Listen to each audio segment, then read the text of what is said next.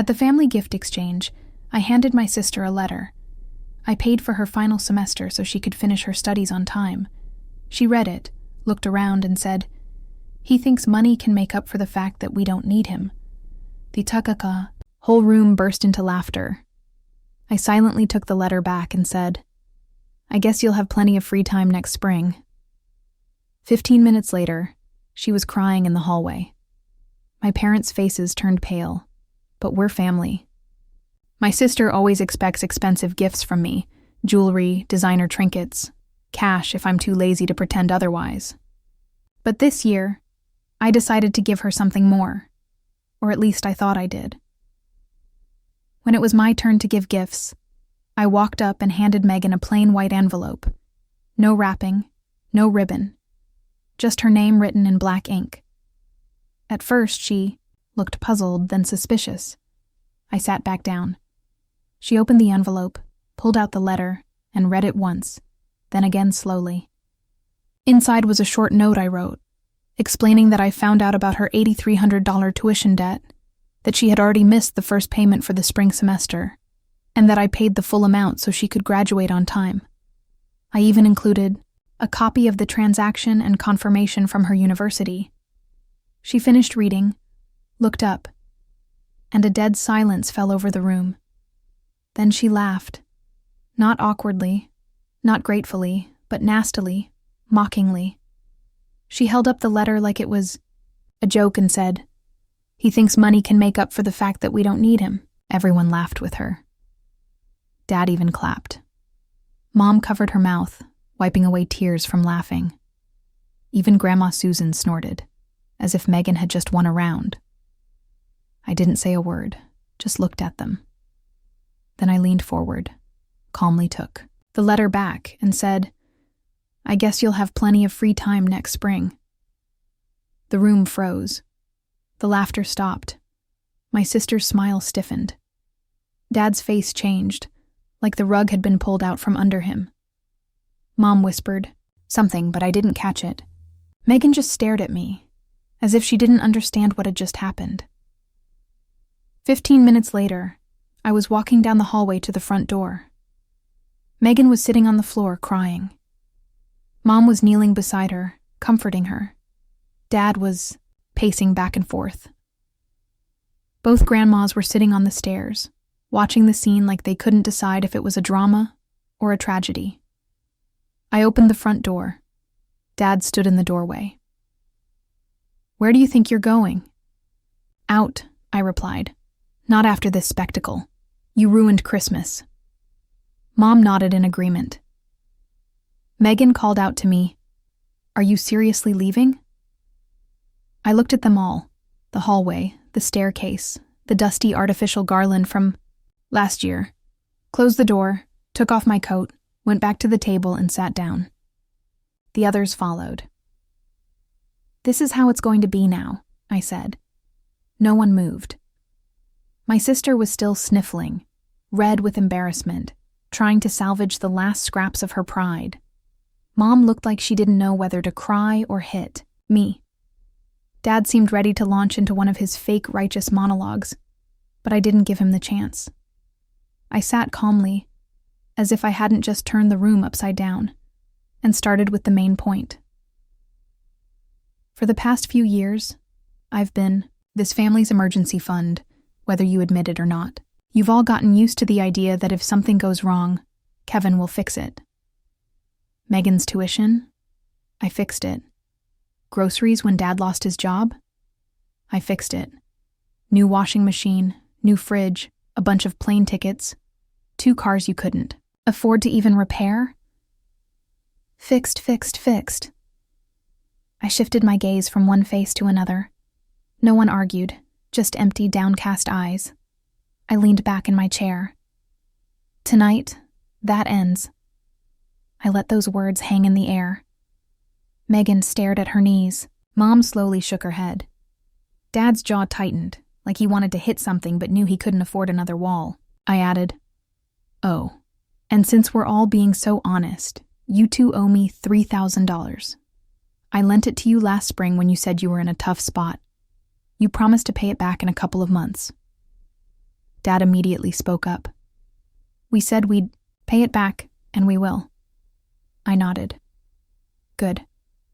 I'd like to believe that, but honestly, I've already written off that money. That hit them harder than I expected. Mom flinched, as if the idea that I trusted them was more insulting than anything else that happened that evening. What? You're calling us thieves now? Dad asked. No, I said. I think it's just convenient for you. Convenient to owe me. Convenient that I'm always there to make sure the lights don't go out. Then I looked at Megan. And you? If you want to finish school, get a job. Or maybe Mom and Dad can help, like parents do. She glanced at Mom, then Dad. Silence. No one offered help. I just sat and waited. Finally, Mom spoke. This isn't how family acts, Kevin.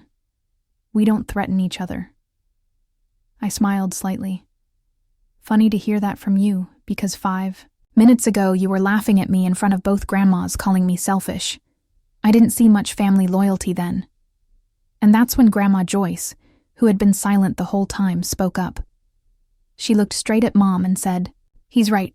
I saw how you all laughed. I saw what you did. And don't think I forgot how you borrowed money from me and never paid it back. All heads turned sharply. Mom's face went pale. Then Grandma Susan chimed in. I always thought you spoiled Megan too much. And here we are. She bit the hand that fed her and now cries when the feeding stops. You could feel the ground shift underfoot. The matriarchs were no longer playing neutral observers. Dad stood up again, this time slowly. So what, you're done with us now? No, I said. I'm just tired of being used. He called me selfish. I shrugged. If taking care of myself is selfish, then yeah. But if you don't like these new terms, figure it out yourselves. And the next time you need help, don't call me. Megan finally spoke. She said she'd get a job. Said it heatedly, as if the very idea of retail was humiliating to her. Mom muttered something about wanting to help. Dad stayed silent. I stood up, went to the kitchen, poured myself a drink. No one followed. No one said a word. But I knew this wasn't the end. Not by a long shot. A few days passed, and not a sound. No apologies, no explanations. Just silence, as if they hoped ignoring the fallout long enough would make me crawl back and pretend nothing happened. The first message came from Mom. 5 words. Hope you're proud of yourself. Period. That was it. Not a question, not her usual long-winded, passive-aggressive essay. I didn't reply. There was no point. She wasn't trying to make peace. She was taking a swing without looking me in the eye. After that, silence. My phone went quiet. Megan vanished. Dad, the master of pretending everything's fine, froze in a pose of indifference, as if I wasn't even there. They probably hoped it could still be salvaged, that I'd cool off, come to my senses, realize how rude I'd been, and show up at the next birthday or Sunday brunch with my wallet and apologies, as always. But they weren't ready for the version of me that no longer needed them or wanted to see them. A week later, Grandma Joyce called. No questions about how I was feeling, no small talk, just, "We're having lunch, I'll pick you up." She arrived right on time, looking like she'd been waiting for this moment since Thanksgiving. We sat at a diner near my apartment, and right after we ordered, she said, "Your parents are in trouble, and they don't want you to know." Turns out, everything was falling apart. Mom had credit card debt. Dad's side gigs had dried up again. Megan got rejected from every internship. Her financial hold was still on the system, and she hadn't told anyone she was about to be kicked out. And yet, they acted like everything was under control, like they had a plan, the same fake confidence. "They want you to come back," Joyce continued. "Smile, have dinner, bring a gift." But they had nothing to offer except guilt. I nodded, didn't say much. I was curious to see what they'd do now that the ATM was unplugged. Joyce paused, then added, And your mom's telling everyone you're not okay, that you cracked under pressure, that you need a vacation or therapy. She's painting you as broken. I laughed. She'd sooner say I'm mentally unstable than admit I'm raising her second child. Joyce didn't laugh. She looked tired. They won't apologize, she said. Not because they're not guilty, but because they don't want to owe you. Even that. Then she said something I couldn't get out of my head. You're the only adult in this family, and they hate it. That night, I got 3 messages from Megan. The first, "Hey." The second, "Can we talk?" The third, "I got a job at Lark. It's retail, but it's something." Lark is a weird store with no-name clothes on the edge of the mall, selling everything and nothing because no one pays full price for hoodies with rhinestones. I knew she was miserable, but I didn't reply. 3 days later, a message from Mom. "We're proud of your responsibility. Hope you can forgive us." I didn't reply to that either. Forgiveness is a deal, and they were already in debt up to their ears. Then Dad sent something strange. A photo of our dining table set for 5, 1 chair empty. Mine. Caption: "Your place is here." Now they were playing on emotions. The same people who laughed when I tried to help, now acting like I'd betrayed a sinking ship, like I owed them loyalty just because we share a last name. Then came a voice message from Megan. She was crying again, but this time it was different. Not theatrical, but raw, broken. She said she couldn't afford rent, that her paycheck barely covered gas, that she didn't know how to focus on school when everything was falling apart. And then she said something I didn't expect. "I miss how things used to be." I stood there, listening to that message over and over. Yeah, I missed it too. The time when she said thank you, parents who still remembered who paid for the roof over their heads. But those days were gone, and none of them had realized how hard the wave had hit. The voice message sat in my inbox for 3 days. I didn't delete it, didn't reply, just left it like a snapshot from a world I no longer believed in. Megan wanted things to go back to normal, but the truth is, normal never existed. I was just paying for silence. And then, out of nowhere, Mom showed up at my doorstep. No call, no text. Just showed up like a courier, quick and determined. I almost kept the door closed, but curiosity got the better of me. In person, she looked smaller, like the situation had shrunk her, but her face still had that expression, like she was about to say something wise and manipulative. She walked in without asking and said, "We need to talk." "Talk," I replied. She started saying Megan was drowning, that her job barely covered expenses, that she was falling behind in school, and that the financial office wouldn't let her register for final exams without payment. She kept trying to steer the conversation to family, how proud they were of me, how much they loved me. I let her talk, then laid out my terms. "You need help? Fine, but I'm not paying for other people's mistakes anymore. You and Dad are her parents, not me." She went quiet, and I continued. "If you want Megan to finish school, figure it out. Sell something, cancel weekend trips, skip the anniversary dinner. Get creative." She started to say something, probably about how hard things were, but I cut her off. "And the $3,000 you owe me? I'll need it by the end of the year." Her face fell, like I'd slapped her. I added, "I know you won't get this, but I'm done pretending. Every time you dodge this, I'll remember exactly what this family thinks of me," she cried, said it wasn't fair, that I was punishing them all for one moment of laughter. "No," I said. "I'm punishing you for 10 years of pretending your financial problems were my responsibility." She left without a word. A week later, Megan called. Not a text, not a voice message, an actual call. She said she understood that she wasn't expecting help, that she just wanted me to know she got a second job tutoring kids after school and talked to the financial office. She wasn't asking for money, just a second chance to be a better sister. I didn't say yes, didn't say no, just said, "We'll see." Then something strange happened. Grandma Joyce invited me over. When I arrived, she was sitting in the living room with a look like she'd just won a chess match. She handed me a folder. Inside were printouts, screenshots, old messages, receipts, letters. Everything from the past 5 years, every piece of evidence of how much I'd spent on the family. Loans, gifts, repairs, a whole dossier. "What's this?" I asked. "Proof," she said, "in case they try to rewrite history." Then she said Grandma Susan had decided to cut the cord her own way, quietly revising her will, reducing the share for my parents and increasing mine. I didn't ask for it, didn't want it, but it was happening. Joyce leaned back in her chair and said, "We're tired of watching you get used. If they won't change, we will." It wasn't revenge, not victory. It was justice, and it was just the beginning. By mid-February, I'd gotten used to the silence. No calls from Mom asking me to cover some small thing.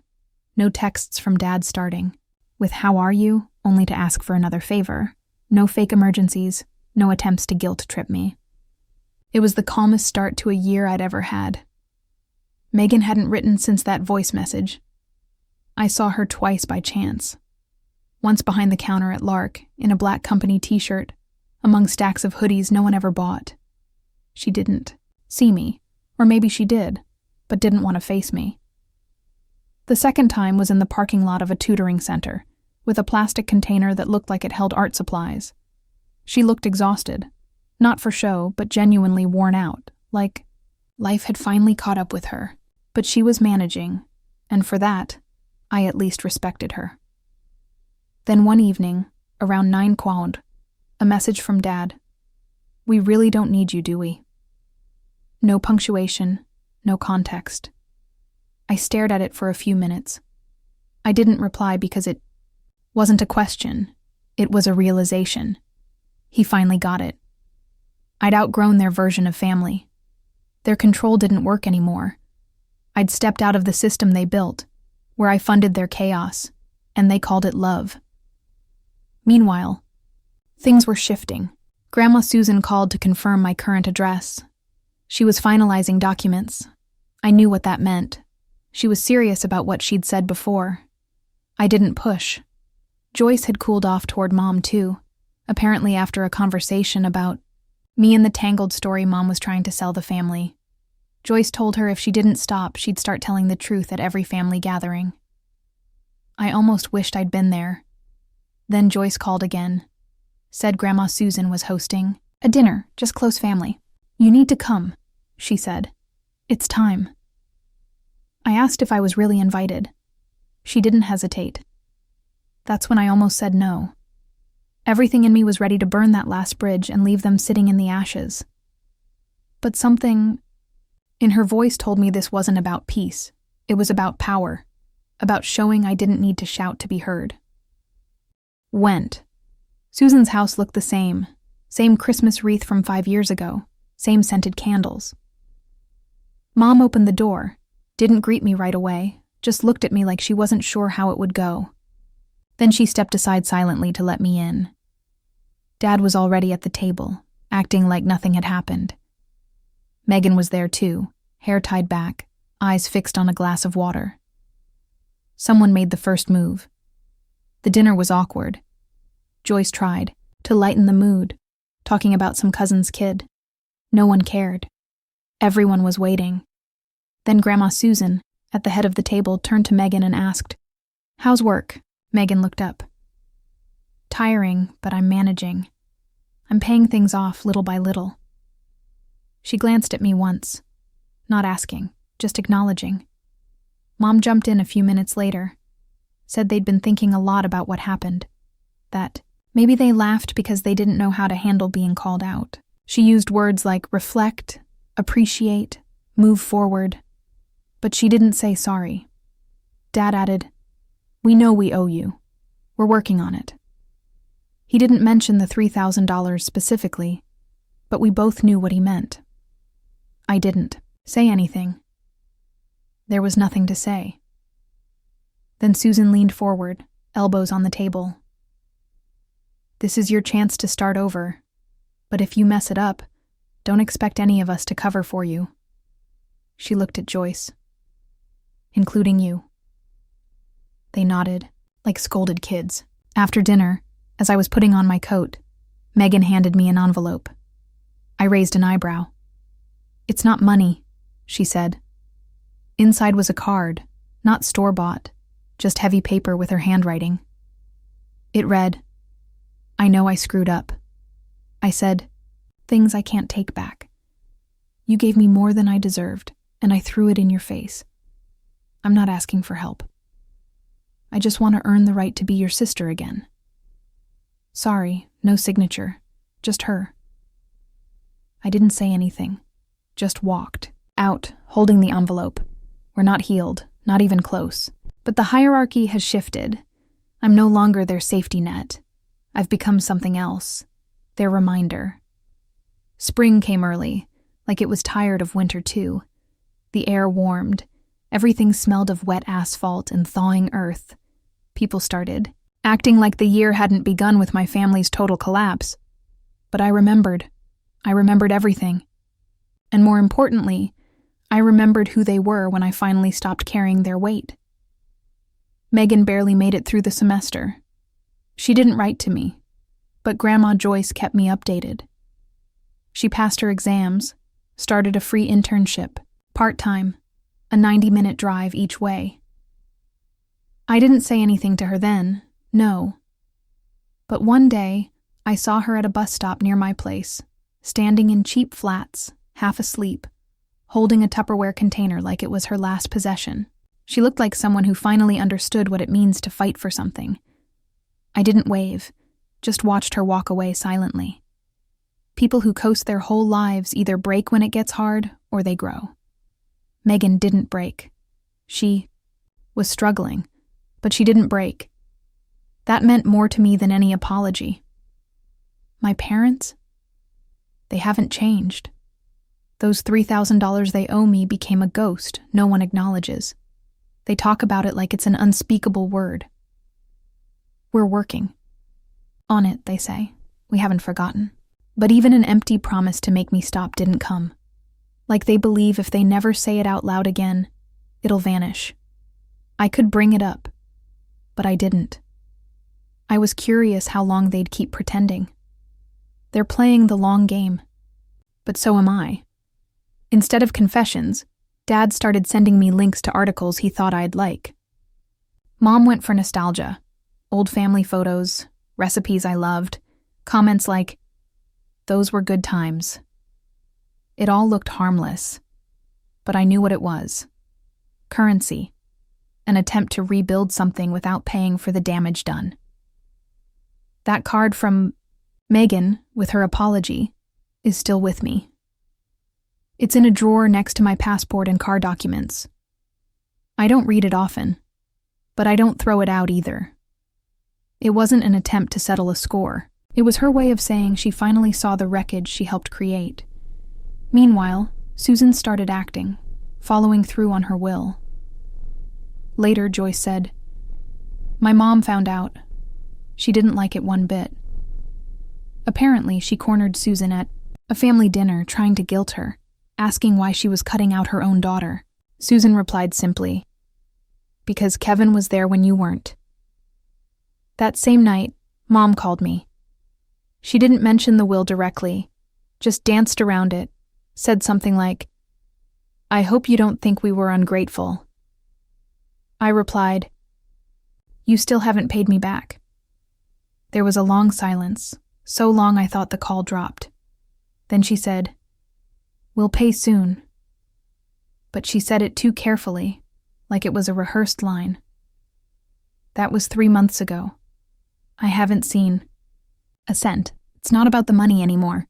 It's about principle. And I don't forget. I won't forget. Now we talk rarely. Holidays, birthdays, surface-level stuff. I'm polite, cordial, but there's a distance they can't bridge anymore. That trust, that silent loyalty I used to give without conditions, is gone, burned away. I'm not rebuilding it for them. Megan's still working, still tired, but she doesn't ask for leniency anymore, doesn't look at me like I'm the solution. That's why I started replying to her messages again. We're not close, but we're slowly, honestly rebuilding. My parents, though, they still act like everything's back to normal. It's not, and it never will be, because the version of me they created, laughing that night, isn't the person picking up the pieces for everyone else anymore.